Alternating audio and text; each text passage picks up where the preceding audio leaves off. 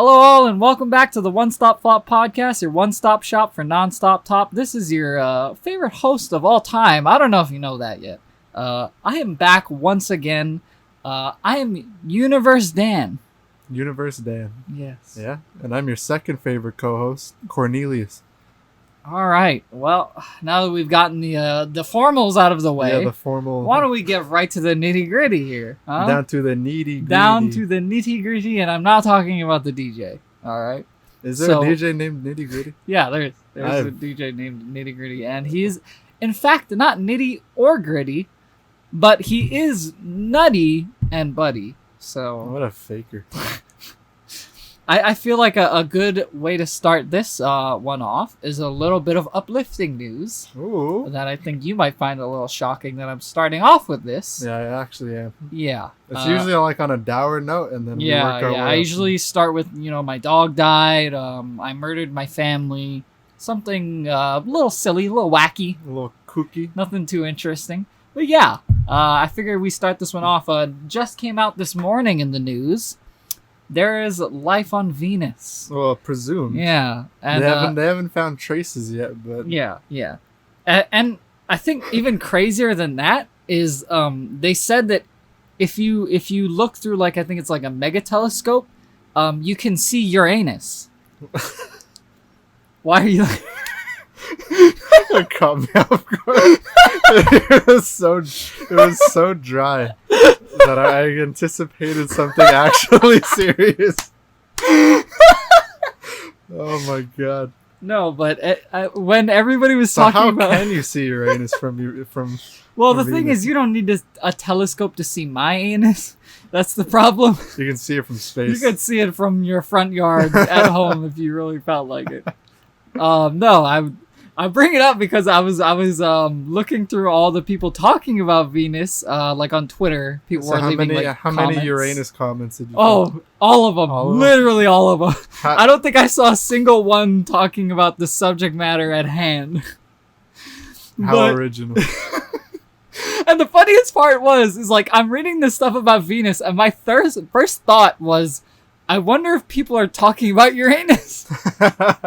And surely enough, everyone's talking about course. Uranus. Everyone would be talking about Uranus. But yeah, I thought that was pretty cool. It was life on Venus. That was it. I mean, it's not like they're saying they found aliens on Venus, but they say So- they found the matter to produce Yeah, life. so it's like phosphine, Yeah, which yeah, is I only did like a little research yeah. to be somewhat learned on it. Yeah, in between spanks, right? That's Yeah. right. You were spanking from one porn to another. You Yeah. said, "Oh shit, I It's, got a it's notification." that lull period where you need your reservoir Yeah. to build back up. Yeah, and so you got to quick fill your recharge. time. You Yeah. got warp charge. You don't want to be shooting blanks, so you got to make sure. Of course. So So- fill yourself with knowledge in between each shoot, right? Yeah. Okay, yeah. No, I get that. I get that. Sometimes You're it's like- constantly either you're gaining knowledge or you're gaining back. yeah. your When I semen do reservoir. drive-bys, I have to hit up a Wendy's between each drive-by to make sure that I'm getting the max amount. No, but it's cool because I think the way they can find phosphine is in really wet conditions, Yeah. and Yeah. after it's like a byproduct of life Yeah. of yeah. like certain organisms, whatever. So Holy they're shit, thinking yeah. if they find phosphine, that there's some life out like in Venus that is producing it. Mm. But that's just a theory. They don't know yet. Yeah. Yeah. So it's like potential life, maybe. So like it's just a sign of like something that's really like has like H2O sort of dealio. Yeah, or just like an organism that has like that byproduct, like that's producing the phosphine. Yeah. Yeah. But alright. they're not sure if it's found in general. Yeah. Yeah. So I guess they got to do more research. Well, But they found it in Hawaii. Well, oh yeah, yeah. Quick With shout the out. telescope. Shout out to the peeps. But yeah, that's crazy because like for anybody that was keeping up, and I don't see why you wouldn't have known at least a little bit of it. The Mauna Kea telescope that was always What was it interesting. like? What was the slogan? TMT. That's what No, it the was. slogan for the indigenous people. Something Mauka. I have no idea, but it that's interesting because it's like they were protesting it and here we are, however long later, finding like something that's really, really important. Relevant, yeah. Yeah, and it's like I feel like have they stopped that? Do you know what's going on with that? Are they still... stopped the TMT. Thank God. Because so I think they moved the telescope to Spain or somewhere. Okay. Like around there. Yeah. Okay. Because everyone was up in arms saying how it's sacred land. Okay. Yada yada. For all we know, they could have gone the dead of night right after they said, "Okay, we're stopping." And okay, guys, we're stopping. And they're like, go, go, go, go. You think they could build a telescope in one night if they really tried? If they had the manpower? Maybe like a very bad one. Okay, imagine you had like 100, not even 100. You had 1,000 guys working round the clock nonstop. Let's say, let's give a timeline. So, 8 p.m. to 8 a.m. to 7 a.m. to 7 a.m. Probably not. Really? I want to say no because it's like, let's say you get 10 guys trying to do one task. It's like the main guy who got all those 10 guys. You have 3 guys. You have 3 guys doing one task. Scattered around. I feel like that's even more complicated. That just makes it worse. It's just like you're dividing the stupid at that point. Just look how ants work. I mean, it's like the same thing. But that's there's the difference. Ants, they actually are good at doing that one thing. It's like humans is like, I don't know what the hell's going on. Did ants go to college? Yeah, I think so. I think they went to Duke. Yeah. I graduated with an ant once.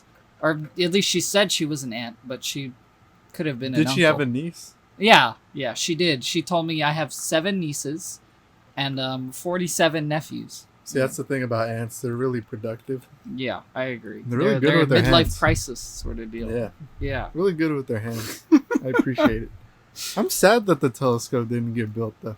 What, the TMT? TMT, yeah. Because I feel like it's not like a... Even if it's sacred land. Yeah. You still have to... I feel like it's for the betterment of humanity, so I don't know. Yeah. Well, I mean, on the bright side, they still did find that life on Venus, even without the telescope. That's always a good sign. They can't stop progress. Speaking of Uranus, next topic that I wanted to bring up, it feels right. Does it pertain to my anus? It pertains to a couple people's anuses, and I feel like this is definitely relevant. Cuties on Netflix. A couple. Oh no. Yeah, that whole fucking controversy. God, that's so. First off, I want to start by saying my own personal. Have you watched opinion. the movie? No, but I have seen scenes from it, and the thing is, I never will because that's fucking weird. It's just weird. I'm gonna be honest. It's just fucking. You're gonna okay. I need to hear your take. Okay. So, I've never seen it. I never will see it because I've heard people say things that are bad, and I've heard people say things that are good. It seems like it's just a movie about girls who are trying to become professional dancers, and there are things in the movie that seem like it's just too suggestive, and I agree that it shouldn't be on Netflix just because you don't like this could be a movie that triggers pedophilia. You know what I'm saying? Yeah. Like for those people that are just suppressing it really hard, like stuff like this that comes out to the mainstream audience could push that out. Yeah. Which makes it a very bad thing. Yeah. So I just think that I am with the people that they should definitely take it down. And it's weird because they're the Netflix... majority. Yeah. Netflix, it seems like they're very persistent on keeping it up, which is very fucking weird. Here's the thing. This is a really hot take. What? This is a hot take. Okay. Go ahead. I side with Netflix and keeping it up. And why is that? Because I've actually... I think the day it came out, I was on your side saying how this is fucking weird. Yeah. I don't like it. It makes me uncomfortable. But then I was like, okay, I have to at least watch it. Okay. To make my own assessment. Okay. And see if it's worth taking it down or if it's like actually just sick. Yeah. All those scenes out of context are really gross, but within the context of the film, it works. Okay. Because Okay. The film is not about it. Like that's a subplot. Is a group trying to become professional dancers. Yeah. I mean, I guess I'll spoil it since you're not gonna. Yeah, I'm literally never. So it's about a It's girl, and kind of her stepping into womanhood. Okay. And she's getting kind of pulled through every side. So she's a Muslim black girl growing up in France. Okay. So she has an influence from her Muslim family. Yeah. From society telling her what women should be. Okay. And kind of just her coming into her own about how to be a female growing up in like a very sexualized, very Western society. All right. Because you have to admit, because it's like it's. I kind of get the backlash, but I think everyone doesn't understand how girls grow up in today's society. I guess because you see how they're influenced by like Cardi B. Yeah. You have all this. That doesn't help at all. Yeah, twerking, Miley Cyrus, all these is very sexual. I'm still waiting for the Kids Bop WAP, by the way. I'm still waiting. Everyone's trying to figure out how they're gonna turn that into. Was that an article I saw? It said Kids Bop artist has a mental breakdown trying to make WAP kid friendly. They're going cross-eyed like. How do I make the wet ass pussy dry? But yeah, yeah, but I think some of those scenes are suggestive because they're young. Yeah, but it works because like in the dance scene, like did you watch the dance scene where they're all like grabbing their crotches, just doing suggestive? I haven't seen full clips. Like I've seen like let's say GIFs, 3 or 4 second like short videos, and the thing is like I have no interest in seeing any of that because it's like honestly I think it's gross, but I honestly like it's not something that I'm gonna put in the forefront of my mind saying like actively trying to push away, because I think it's important because it's everyone doesn't like to know that young people think about sex, but they do. It's kind of like how in Arab cultures they make women dress from head to toe because it's suggestive to men. Yeah, because men like you know be pure. Yeah, but girls this age, I think boys too are sexual. But it's like they're kind of coming into that sexuality. Like they're still learning, and I think they see from what they see in the media, all this twerking and all these suggestive dances. They don't understand the context of it. We do, so it's weird to us. And yeah, of course, it's going to appeal to pedophiles because My Little Pony appeals to a certain group of people. Are we going to get rid of My Little Pony just because it well, that's an anime, you know? You can't stop because I think what this woman, it was a female director. Okay. What she put out in her art is not to be suggestive. It's not exploitative. I think it's to show a side of society that we don't look at. Yeah. So I'm more in the camp of, it might be a little. I think it's supposed to be hard to watch. Yeah. Because it's supposed to show like it's supposed to make us reflect and see how, as a society, we're sexualizing. It's too sexual. Yeah. And it's reflecting on the children. Well, but everyone likes to say how it's like, oh, they're exploiting the little girls and stuff. Yeah. Look on TikTok and see how many. Yeah. They're exploiting themselves. And no one says anything. No one.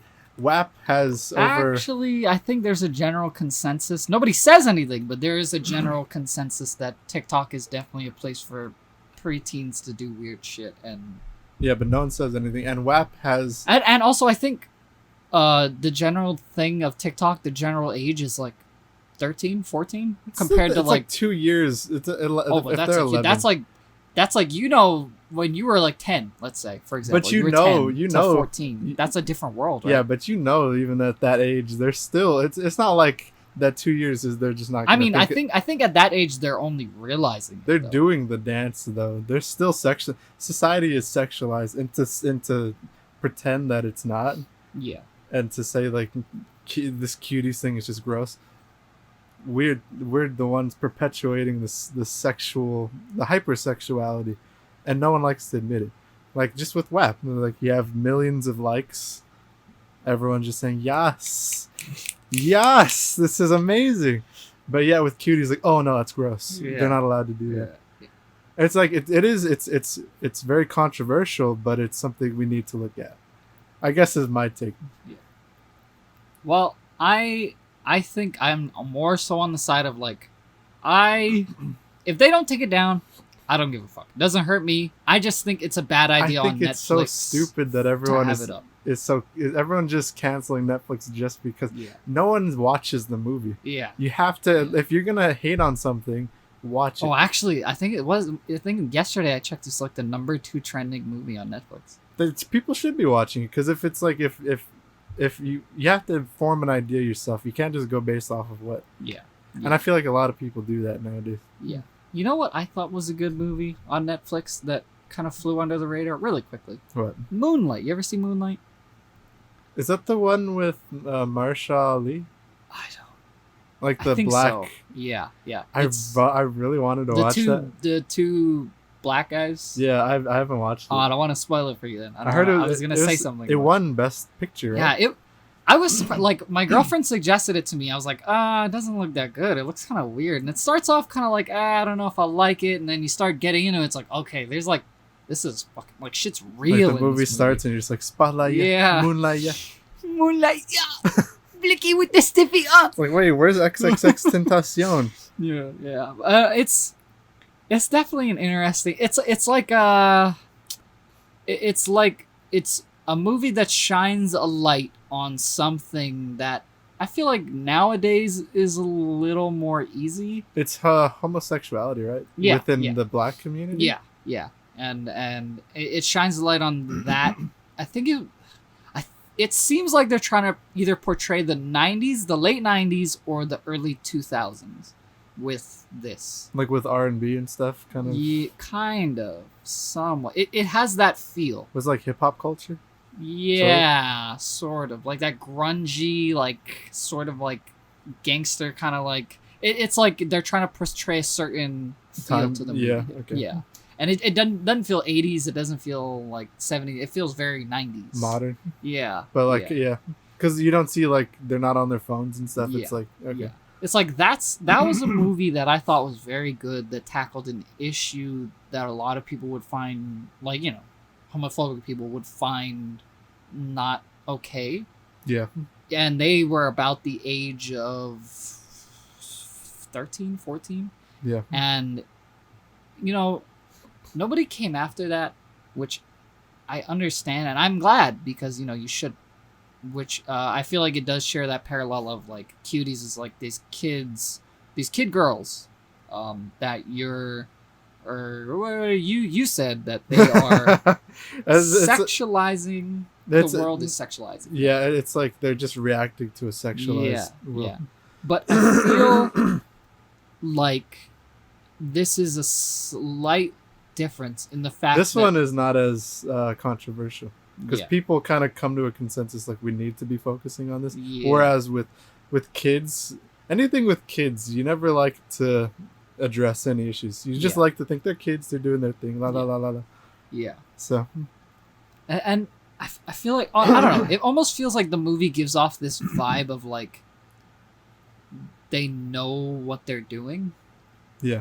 And that's why it kind of has that feel of like, okay, this is inappropriate. Whereas like if they were doing it for fun and they had no idea, then it's like, okay, well, that's a little different. They're just kids. They don't know. Oh, like within the context, you think that kids know what they're doing? Yeah. That's to me, who's never watched the movie. Within the context, they don't. Like there's a scene where a girl blows up a condom with her, like a used condom with her mouth. Yeah. And when I read that, I was like, that's fucking disgusting. Like, why would you even show it? But the context is they're just chilling in the woods, girls just like eating, like they went to a fair. Okay. And then a girl goes up and she thinks it's a balloon, and she blows it up and she like ties it, like, look at me, I have breasts and blah blah.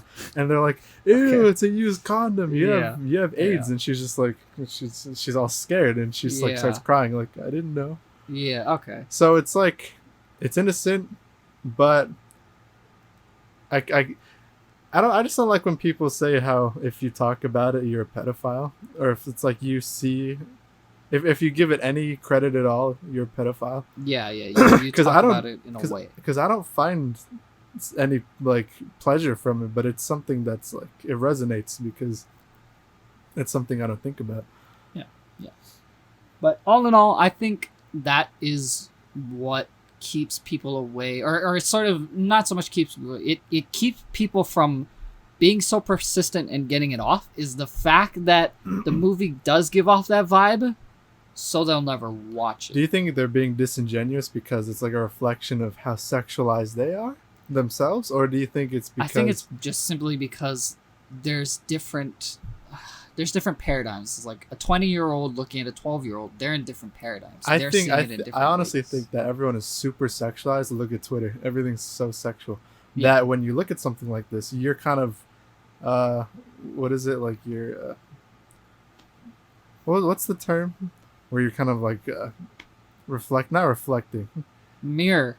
Something like that. Or it's like you're kind of projecting. There we go. Okay. Projecting yourself onto this. Okay. Like you see it as so sexual, but to little girls they don't understand. Yeah. But I know people say how it's like kind of fuel for pedophilia. Yeah. But I mean that's just something I agree. Like there's certain scenes you didn't have to get so gratuitous. Yeah. I guess the whole point was to make it so that you feel uncomfortable. Because if you look at the audience in the movie where they're watching them, they're looking away because they're like, what the fuck? Yeah, like, I don't want to. I'm not trying to look at. Because there's like a few young dudes. They're like, yeah, this is sick. But everyone else is like kind of turned off. Right. In the movie, there was an audience. Yeah, so they're dancing and there's an audience. Okay. And everyone's just like wincing, like why are they doing this? Yeah. Because they don't know that they're just all they do is they look on YouTube. Yeah, they just mimic what they see. And to them, it's dancing. It's not. Yeah. So there's a big message. It's not just hey, look at us, we're doing Pedophiles the movie. Yeah. It's what it came across. Yeah. Netflix did such a horrible job at. It's also advertising. Something that I think would have changed it a lot.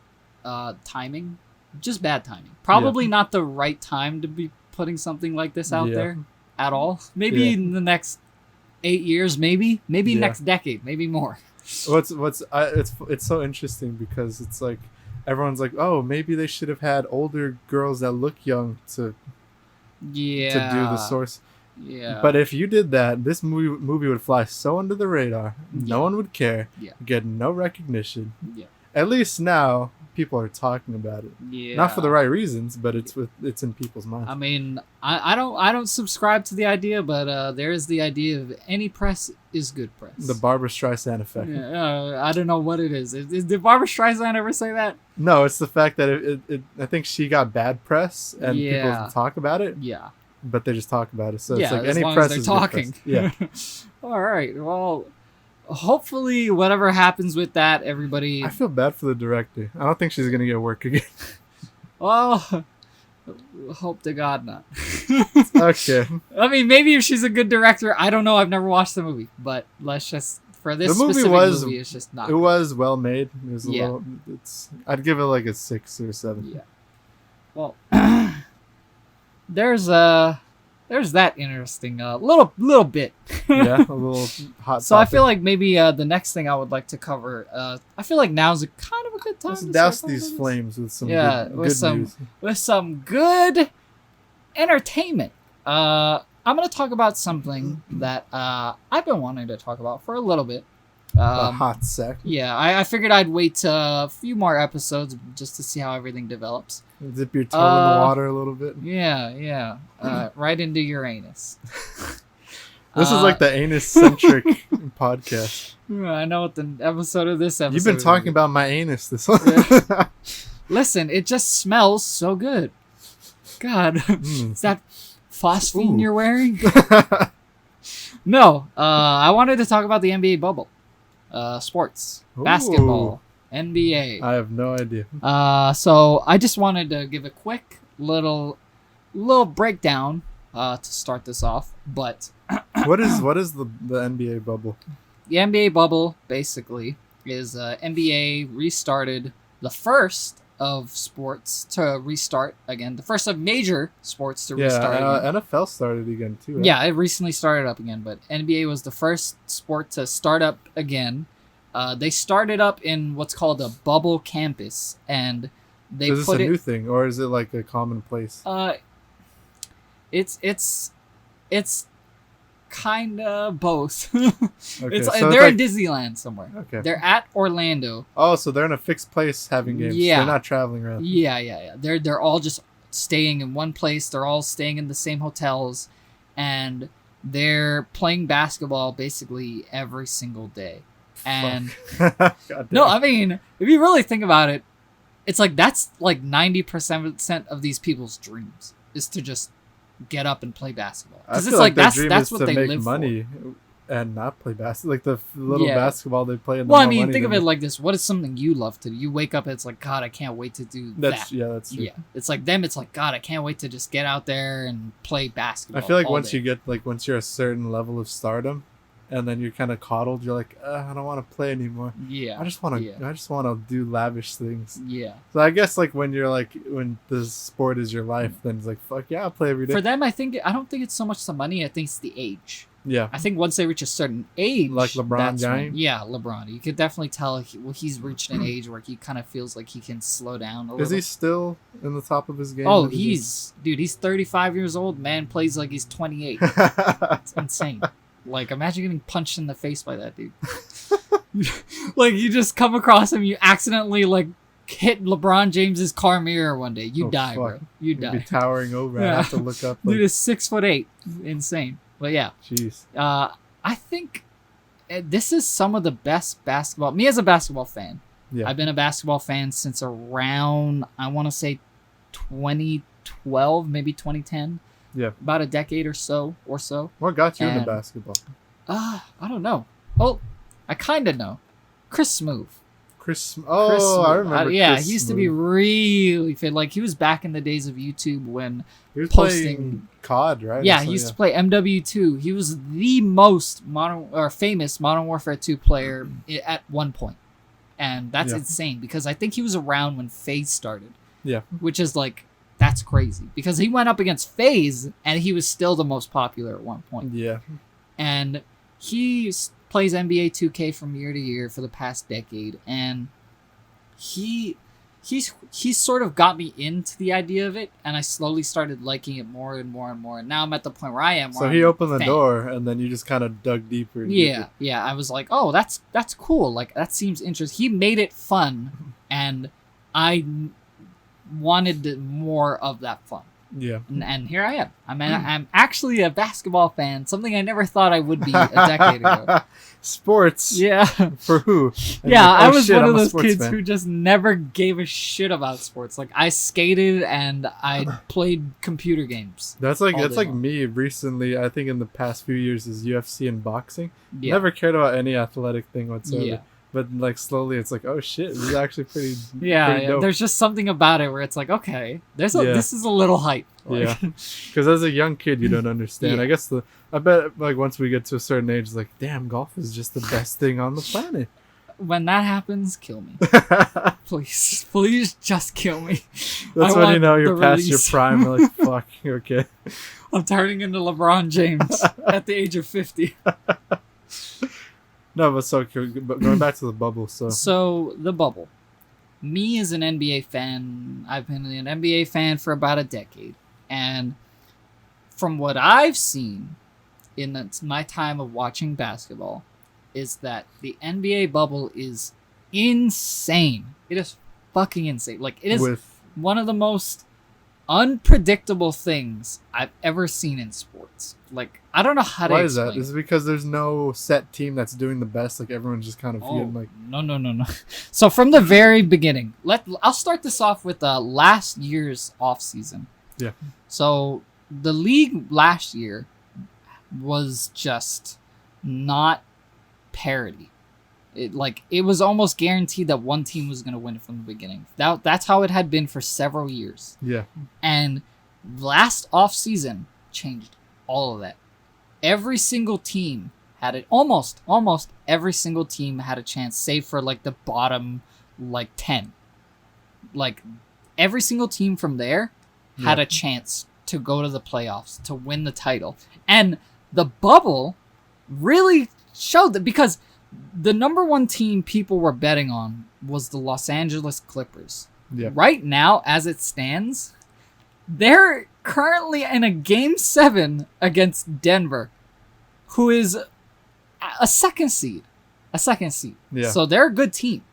But nobody thought that they were going to get as far as they did. So this is one of the fun years to be watching. This is for a basketball fan, yes, but because if usually in the past few years, if you have one team that you know is going to make it, it's like, okay, then it's not really fun. Yeah, you would think that. Yeah. But the thing is, that is the case for basketball fans, like hard fans that actually follow the sport, care about the sport. Ratings for the NBA bubble are down 34%. Why is that? Because if it's so sporadic, you'd think that it's just something to tune into each week because you don't know what the hell's going on. Yeah. Somebody did a breakdown of it, and it makes sense. Like, I get it.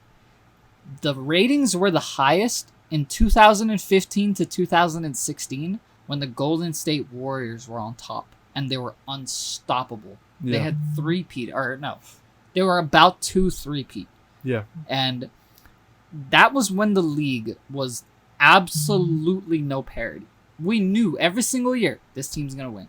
They were essentially the 96 Bulls. Yeah, because the Bulls in that time were like pretty much the same. Yeah. They had MJ, and it's like you knew they were gonna win every fucking year. But we look back on it, it's like, yeah, that was the greatest time in basketball. Yeah. And that's what it is today. People look back on the Warriors era and think that was the greatest time in basketball of this era, which sucks. Because are you sure, like in terms of star power? Because like in the 70s, it was a big boom. Well, I'm not talking about star power though. Just in terms of ratings. Okay. People will look back, like average viewers will look back and go, "Yeah, that was the best time." Because, so people were tuning in just to see this team. Yeah, just to see the Warriors play. People. Are there any players that stand out in like in terms of like LeBron James or Kobe or? Yeah, on the Golden State team. Yeah, 3. Who? Steph Curry. Oh, Steph Curry. Kevin Durant. Okay. And Klay Thompson. Okay. Yeah. See, I don't follow this. I know all of them. I would agree. I'm one of those people would say that was the greatest super team ever. Even better than the USA team for basketball. Well, that's different. That's not a like that was a USA team. Yeah, but that's like great. You said greatest team ever. So the greatest within the super league, team, meaning like this is strictly pertaining to a regular NBA season. Even better than the Bulls, because I feel like they were a terrific team, but to count as a super team in the books of basketball, it means to have at least 3 people that are considered superstars. Like, because I think on the Bulls you had MJ and then Scottie Pippen. MJ, Scottie, and Dennis, but Dennis was not. The closest comparison he had to the Warriors team in 2015 to 16 was Draymond Green.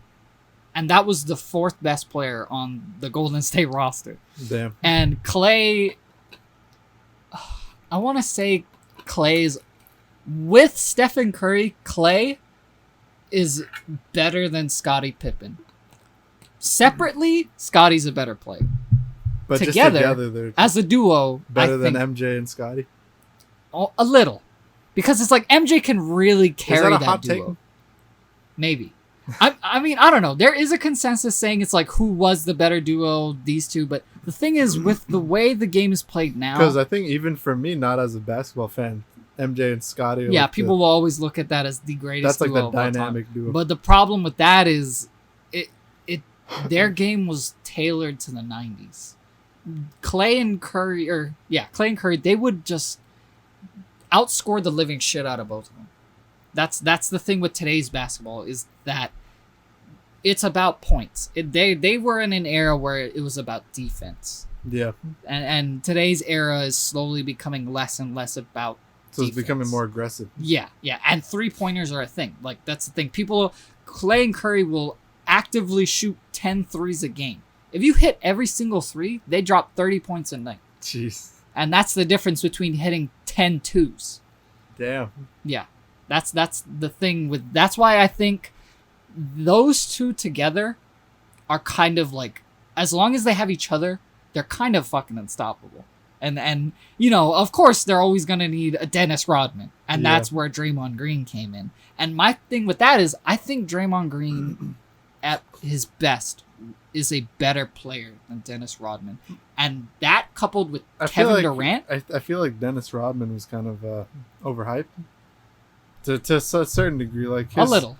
His star power did not equate equally to his. He was the best, the absolute best at what he did. Yeah. He wasn't a great, terrific fucking like scorer, defender. Player. He was just the best at what he did, rebounding. He was such a good rebounder. He was 6'7". The dude, in an era where your power forward had to be 6'9", 6'10", 6'11", and play paint defense and rebound. He just rebounded like he was fucking 7 feet tall. And that reach. Yeah, he was a beast. But in my opinion, Draymond Green, he shot the three. He played insane. At one point, he was the best defender in the league. Yeah, which is crazy. So he was closer to Scottie more than he was to Dennis. So that's why it's like, you look at that team, it's all like, around. Holy shit. Yeah. It seems like it would be. Yeah. And so that's why, you know, you look at that super team, it's like, oh my God, no wonder people love this era of basketball. You know, we'll probably never see that again. Maybe. I mean, never say never. Yeah. I mean, they did go 73-9 when nobody thought anybody would break 72-10, which is crazy. I'm sure you're always gonna have like someone that cut like a next generation. Yeah. Nobody thought, you know, anybody would be as good at 3-pointers as Curry. Here we are in 2020. We've got Trae Young. Yeah. Dude's a fucking animal. So it's already, you know. It's already getting there. We're only a couple of years away. So it's kind of crazy. I feel like with all these new players and how popular basketball is, I think you're only gonna be getting more and more great players. Yeah.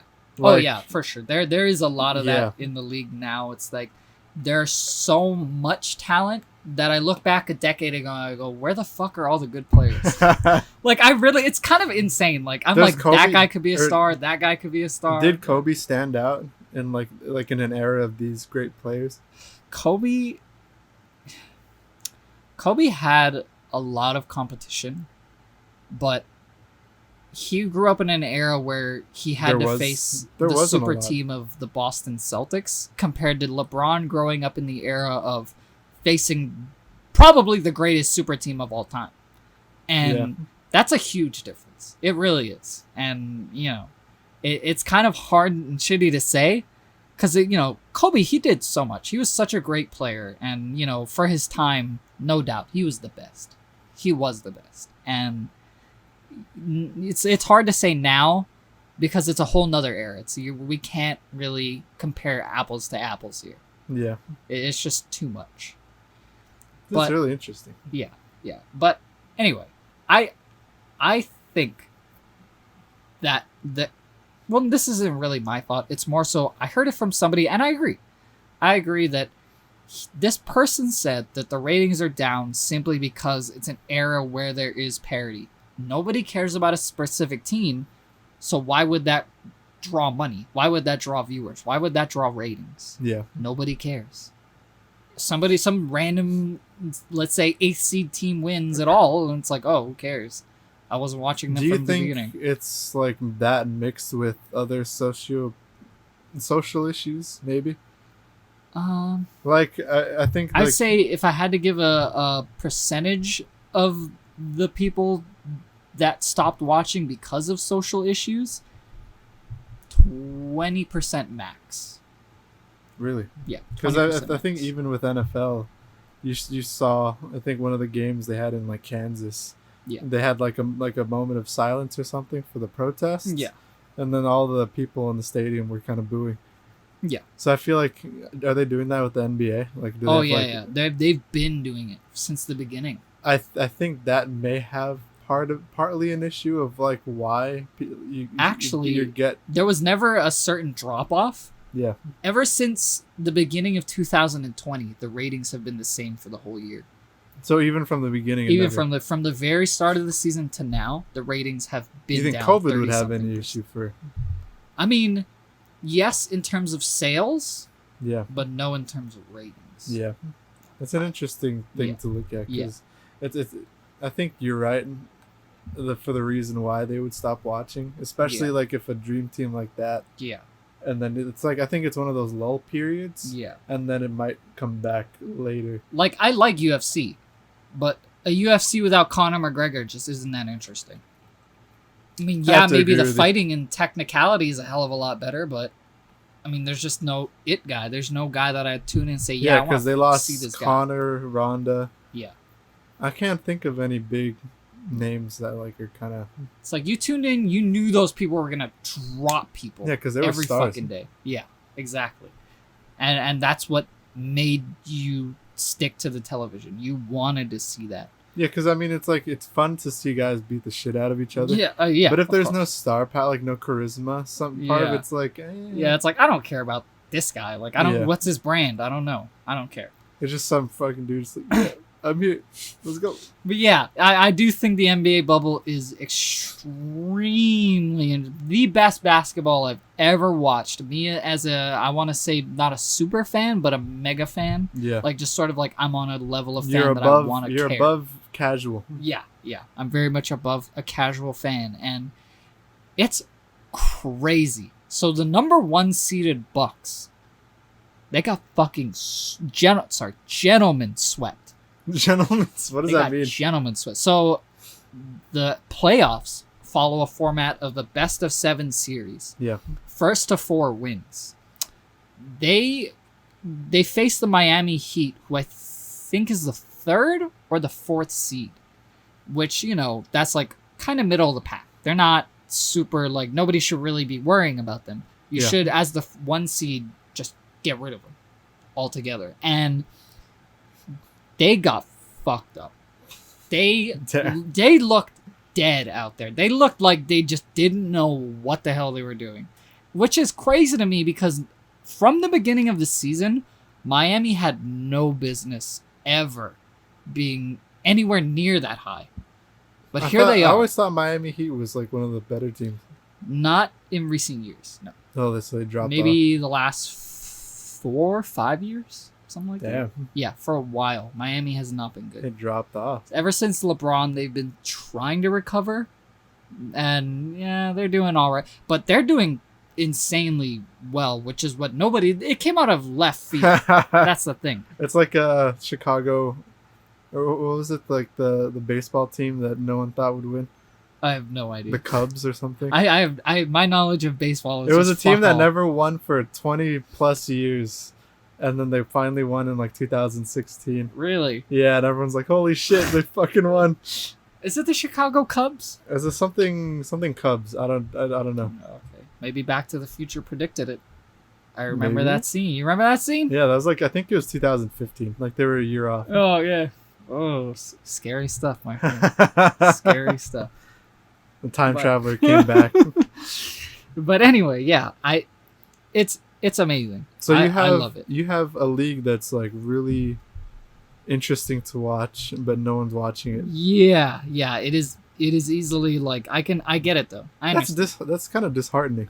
Oh, I mean, yeah, but I mean, I look at it in this perspective. It's like, hey, I don't give a shit if ratings are down. I love this shit. This shit is amazing. You should, because if it affects the ratings, then they might, you know, like scale back. I think the best way to put this in a way that you can understand is, let's say Mike Tyson just retired. Yeah. Okay.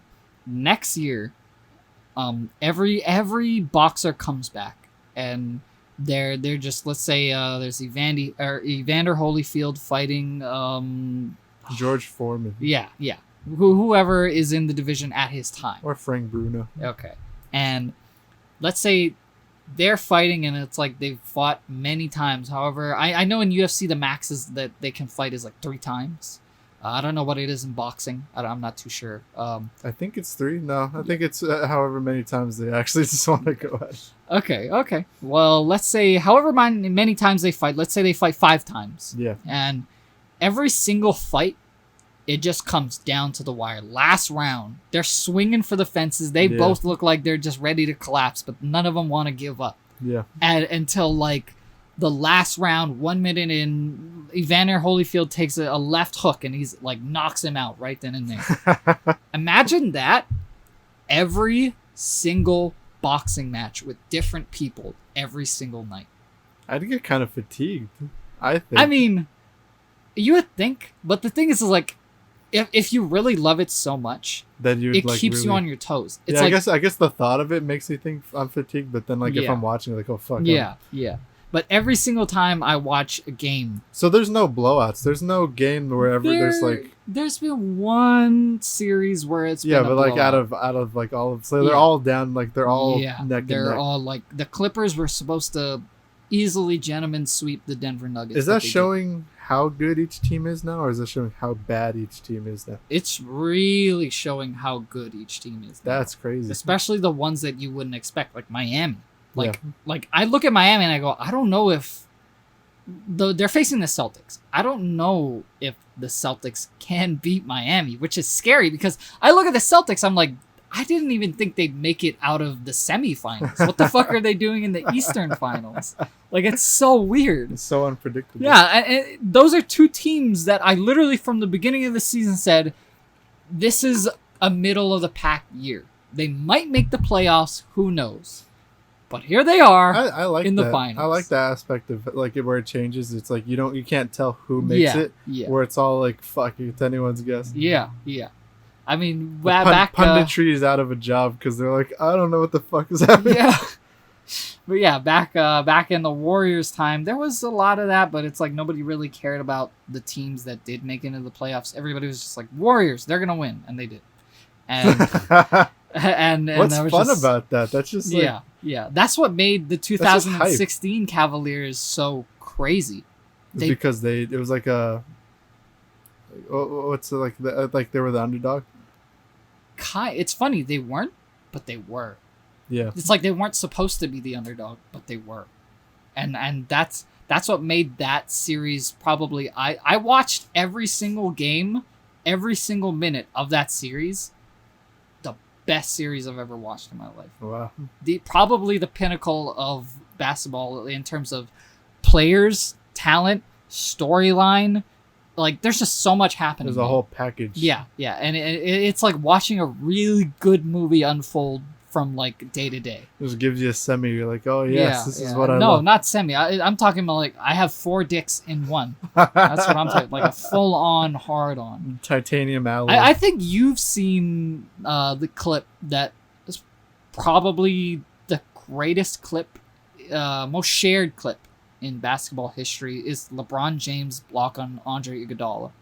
I think so. It's the clip where he's running down the court. And one guy's at the rim about to do a layup, and LeBron James comes charging in from behind him, swats the ball off the backboard, and then screams, "Blocked by James!" Yeah. That's like an iconic moment. Yeah, that was his number one most iconic moment in his entire career because he beat. I always hear that's the one that I always see. He beat a 73-9 Warriors team, and the thing is, he had gone back to Cleveland specifically to win Cleveland a championship and leave.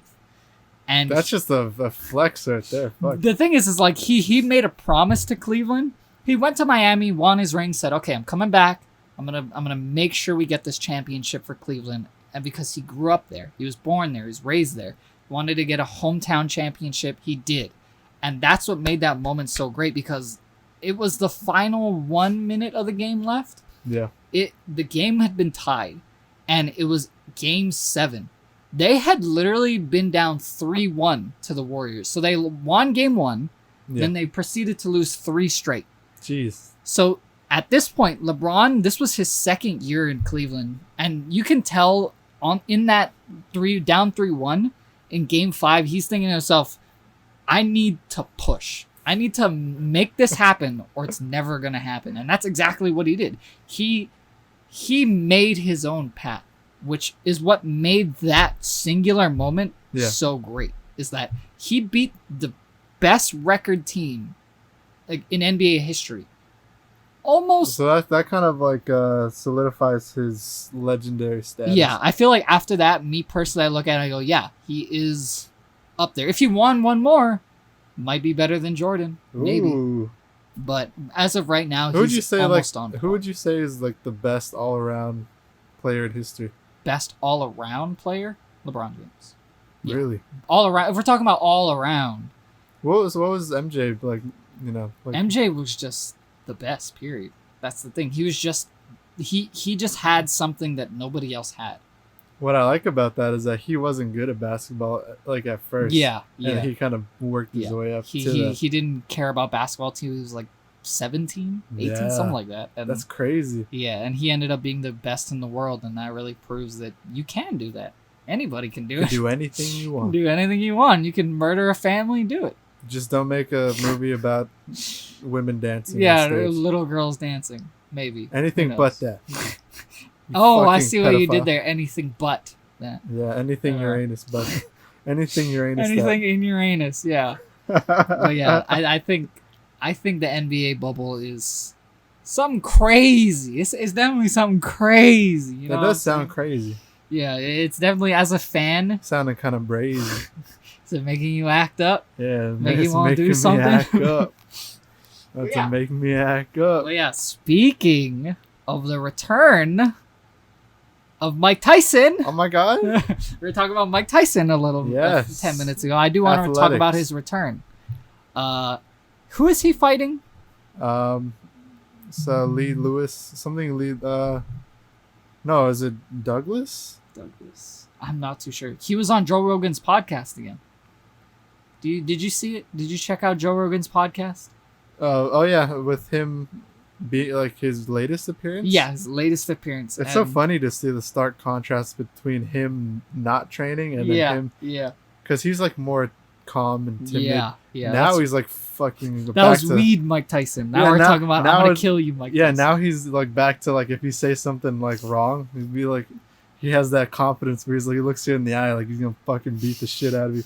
It's like holy shit. So that it's funny that you say that. So you did see that moment on the podcast. Yeah, he said some, I don't know what he said to him. He's like, no, it's not funny. Yeah. And I'm just like, oh fuck, watch out. Yeah, no, okay. So Joe Rogan, he was talking about the return of Mike Tyson, and Joe Rogan, he looked so happy because if you're in the same room as Mike Tyson and Mike Tyson says I'm back, Yeah. as a fan, how can you not get hyped? Yeah, happy, but I mean, you're also sad because it seemed like he wanted to get away from it. Yeah. Because it seemed like he was like more at peace. Yeah. You don't want him to slip back into like cocaine and all the other shit he was doing. Yeah. Maybe he's at an age where he realizes that he just wants to get it out, and then once it's out, he goes back. Because I feel like him in this state is kind of like where he's meant to be. Yeah. Even if it might be unhealthy. Yeah. Which is sad. But it was interesting to what had happened, just to bring up the moment. So Mike Tyson was talking to Joe Rogan about, I'm back, this and that.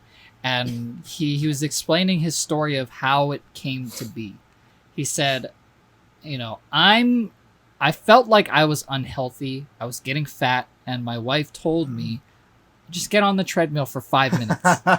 And that's what just the snowball. Yeah, and he's like, oh well, if I'm on there for 5 minutes, I'm gonna say this isn't enough. I gotta keep going, which is like, that's such a MJ mentality. That's such a Kobe Bryant mentality. It's like, I'm already here.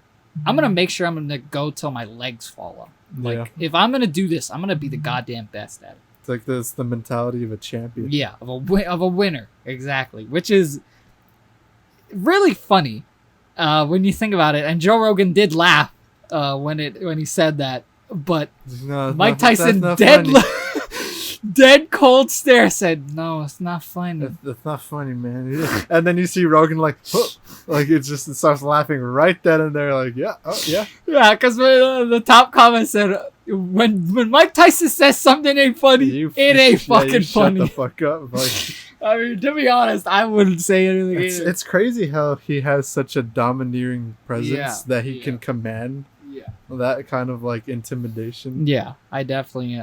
It's crazy. But yeah, I found out who he's fighting. Roy Jones Jr.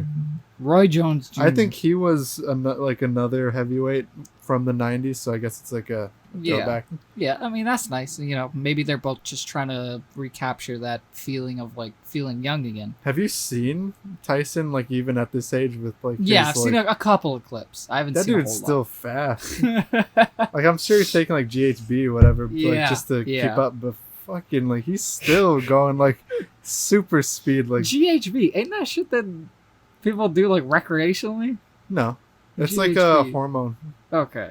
I think. What am I mistaking it for?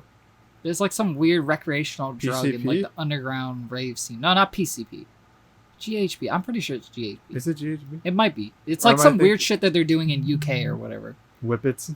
No, Whippets they are. I did hear about it. No, but GHB is like... UK is always like the innovator of drug use. They're the forefront of doing weird shit. You have the Slavs doing the thing up there. Hey, bro. Hey, bro, just soak up the Whippets. You got the fucking GHB. Oh, shit, man. He's fucking convulsing on the floor. No, more. He's just having fun. No.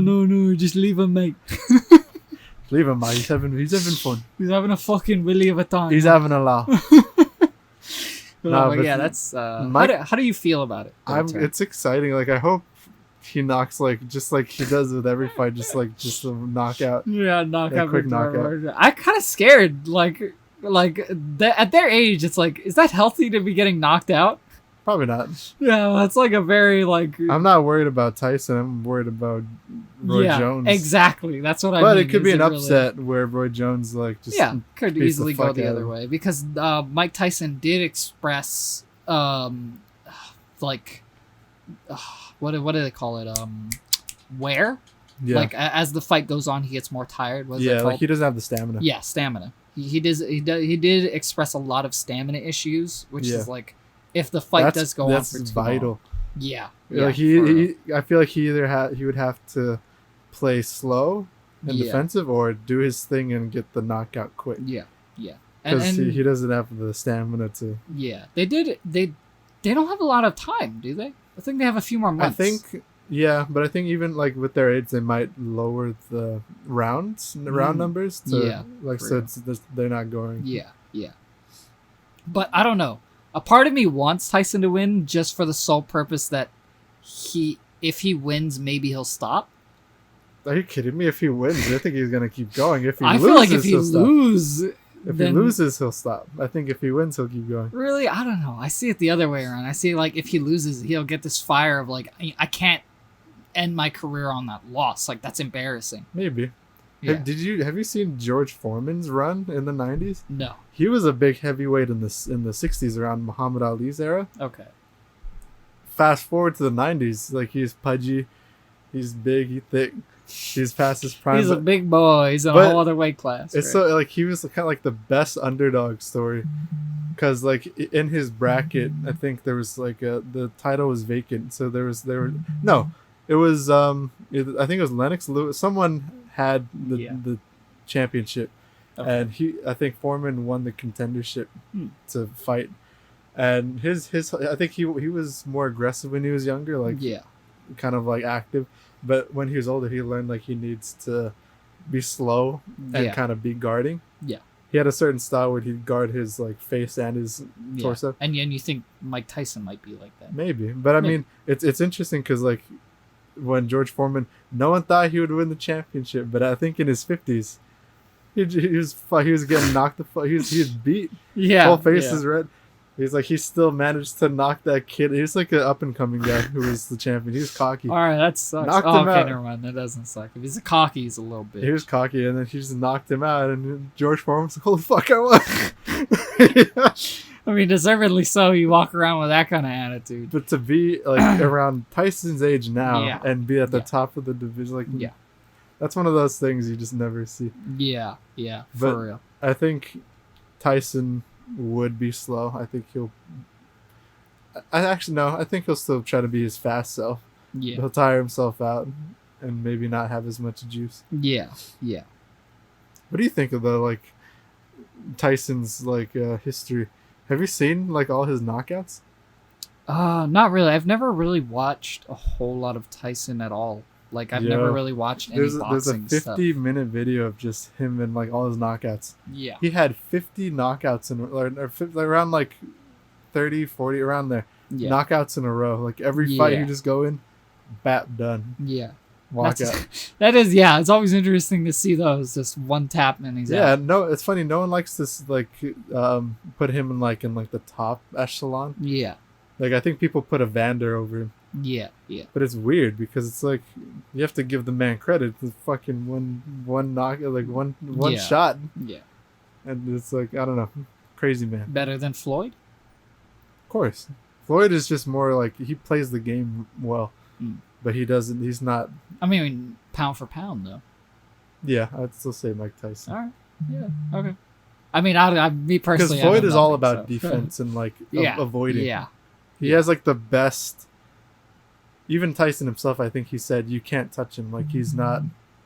His reflexes are just like something. That's why Pacquiao was missing all his shots. Like, remember that when that was the fight of the century, huh? It was funny. And then here came Conor and Floyd. Yeah, I think if it's funny, I think Conor actually had a better chance than Pacquiao. Many, yeah. Because it's funny, you look at Pacquiao's fight, throwing all these wild punches, missing all of them. Yeah. It's kind of hard to watch. Cause it's like, you have the power, dude, but you're just swinging. Yeah. You're swinging and nothing. Yeah. At the very least, Conor was able to back up a little bit of his he had no stamina, but he landed a few punches. Yeah, that's always...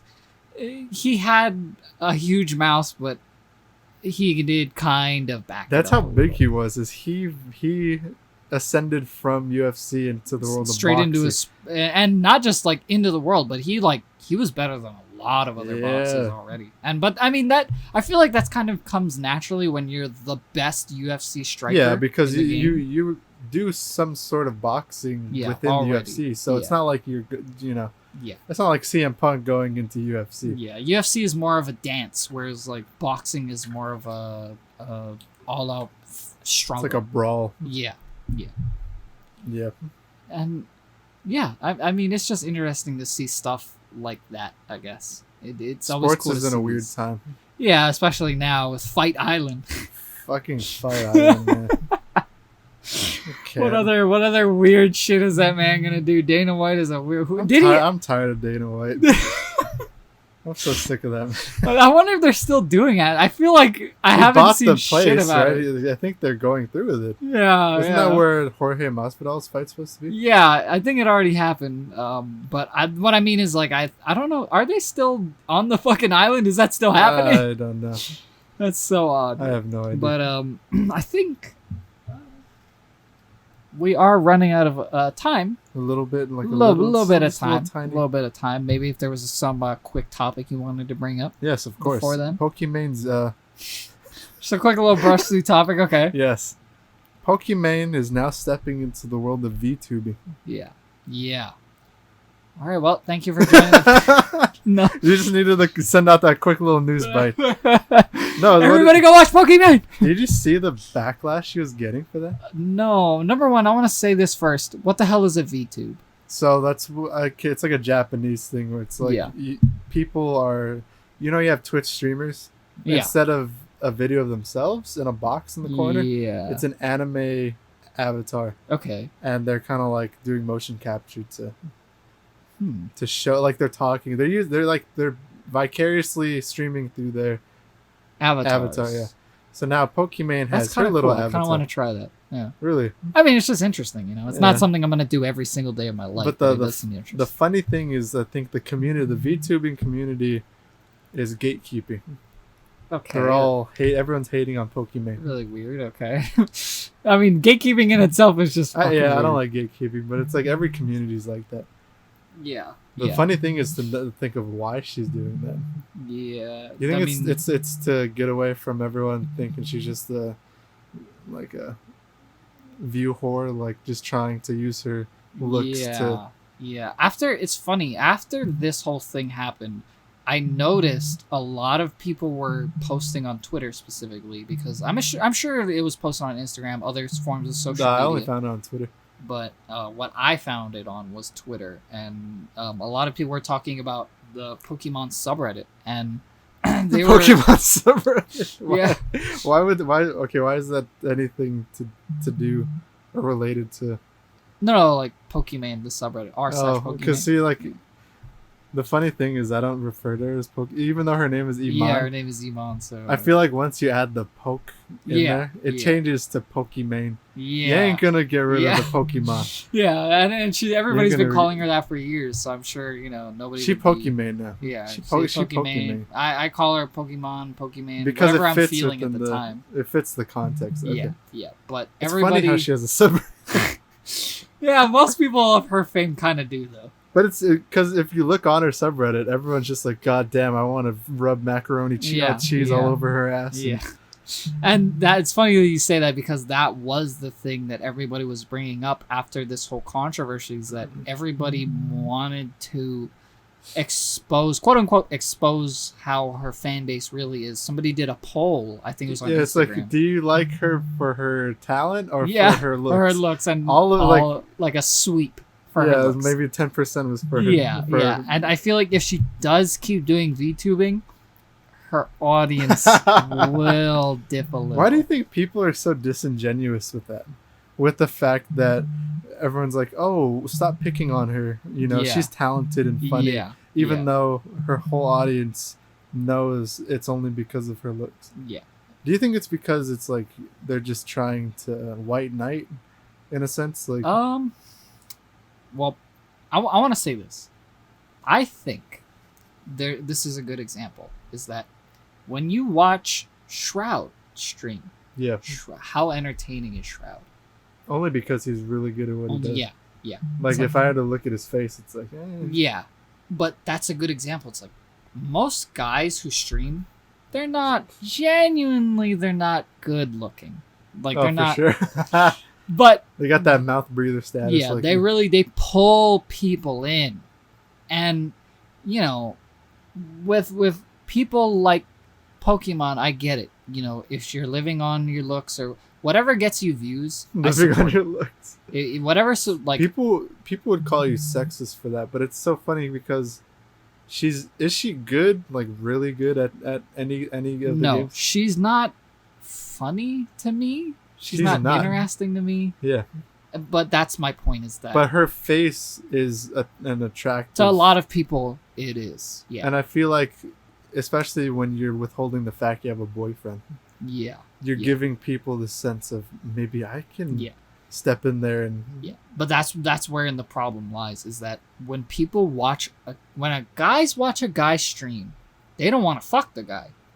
That's why people are so invested in. You have some guys that probably want. Yeah. I've wanted to have sex with Shroud. Yeah, okay, bad example. Of course, everybody wants to have a fucking sex with Shroud guy. Come on, get with the program here. Anyway. Yeah, I'm more of a skadoodle man myself. I'm gonna have a talk with your mother. Oh shit! What the hell was that? I had to lick my lips. Anyway, I think that's the problem is that 95% of people on Twitch are guys. Yep. Guess what guys want? To be horny. Yep. And guess what women are? Things that makes guys horny. Yep. Innately, Twitch is a breeding ground for. So you think it's like a logical white conclusion? Knights. Yeah, it's just. That's just how it is, but why do they? It's the psychology of it is they don't like to think that. Everyone likes to think of Twitch as this nice little homogenous place where everyone's like, oh, so caring and we only like each other because of the content. Yeah, but that's not true, because why do you have women like Amaranth and Alinity? Alinity's the Pokimane. worst. I hate Alinity. And it's like I even found a streamer, she's just sitting there like, oh my god, thanks for the donations, guys, I'm gonna go do 10 push-ups. What the fuck am I watching? Who's giving money to these women? Well, the same group of men that want to give money to OnlyFans who don't post nudes. It's like even when they post nudes, it's like, why am I? There's so much free porn out there. Yeah, that's why. It's like those men want to feel like very specifically, they want to send them $5, and then they'll see the $5. They think that the woman will see the $5, and specifically see them message them and go, "Oh my God, thank you so much for the $5." And then in their mind, it's like, okay, they need to get out of the house. Yeah, no, for sure, 100%. These people are very weird, but that is the logic. I honestly don't have a problem with it, just as long as you're not virtue signaling, just saying like, there's nothing like none of us care about that stuff. Yeah, we only care about the character, and because they're funny and entertaining. Yeah. You look me in the eye and you tell me Pokimane is entertaining, you're lying to me. I think Pokimane has an audience. She does. Not my type of humor, my type of entertainment. I hope we attract that kind of audience. So speak for yourself. Yeah. I hope we can somehow. Yeah. The inbreeders there. Yeah, the Pokimane audience. I don't think she's the most boring woman in the world. To me personally, she's not my type of entertainment. Just the same way that I don't watch some shows because they're not entertaining to me. Yeah. It's just not my style. That's just not who I am. I don't like that. Like, there are girl streamers or girl YouTubers that I'll watch every now and then because they're interesting. I'm not like, it's not a thing where if you're a woman you can't be entertaining or skilled at a game. Yeah. It's just, I feel like that's not the forefront. Yeah. Just imagine like a paunchy, acne-ridden like Korean girl. Yeah. Playing a game. She's the best fucking game. Like, yeah. No one's gonna watch. Yeah. Because that's not what the guys really are. They're fooling themselves when they think that's what, they're interested in. For sure. Like if they use like a VTube avatar, they'd be like, "Oh my god, she's so fucking kawaii." Me personally, I think she should keep doing it. Simply because, yes, she'll be losing money, but at the same time, I feel like she's at a point where it doesn't matter. Yeah. Because Twitch is paying her anyway. She's getting money. She can now just sift through her audience, seeing who her real fans are, real loyal fans. I guess I don't like her because she's just disingenuous. Yeah. She knows she's playing up the sex appeal thing, but at the same time she's like, feminism and don't objectify me. Yeah. I'm not sexualizing myself. While at the same time being like, let me take a picture of my ass and like, guys, I'm having such a fun day today. Yeah. Like, okay. And that's just, unfortunately, that's just how Twitch is. It's just like when you're exposed to that much people, you unfortunately will attract those kind of people. I take it as a clear indicator when I see ninjas at the top. It's like I know what place this is. Yeah, we all know what kind of place Twitch has been for a while. That's why I'm moving to Facebook gaming. There we go. Come watch me play what is that game called? Zorg on Facebook gaming. The fuck is Zorg? And that is where we'll pick up on the next episode. I just have one little question to leave off on for the audience and you too. Yeah. Is Pokimane thick? You want me to answer, or what's the? For you to answer, and just for people at home to I'll take this and think about it. I will go to sleep tonight thinking about how thick Pokimane is. Thank you so much. Stew in it and think. Yeah. Does she have a fat ass? Fart smells. Yeah. Yeah. Right. Well, thank you all so much for listening to this less than wonderful podcast. We went straight from basketball to does Pokimane have smelly farts? The answer is yes. Probably. Yeah. But anyway, thank you all so much for listening. This has been a very fun, entertaining hour. Riveting conversation. Yeah. And next episode, man, you guys don't even know. Next episode, do we even know? The best one yet. You don't even know yet. That's the problem. No one knows. But find out. But it will next week. Thank you so much for listening, and goodbye. Au revoir.